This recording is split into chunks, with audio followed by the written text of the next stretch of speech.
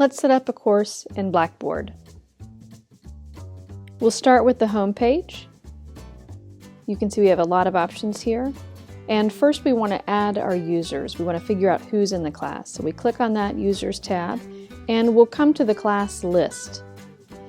So we can search for people in the system, and if we were at a university or a school setting where the students were already in the system, we would just add them by email.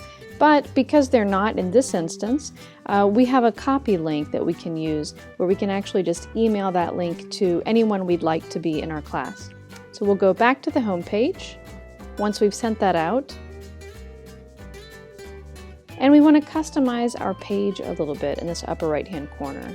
This lets us choose the layout, the color settings, things like that. So we'll go with a nice sky blue. And then we have this home page where students enter, and we can add or remove anything we don't want. So if I don't want that to-do list, I'm going to click and remove that.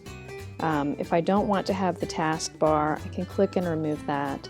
I like to have the announcements up first thing, and you can set it so that it's just the last 7 days, or you can set it for all announcements. But you see we've got anything we want we can put in that board. Next, we need to get our class active or make it ready to go. So we'll come down to the Properties tab.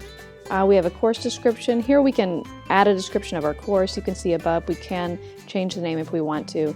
And we want to set availability. So currently it's not available. I click yes. It becomes available. And it's available as long as I say so, or I can select continuous dates.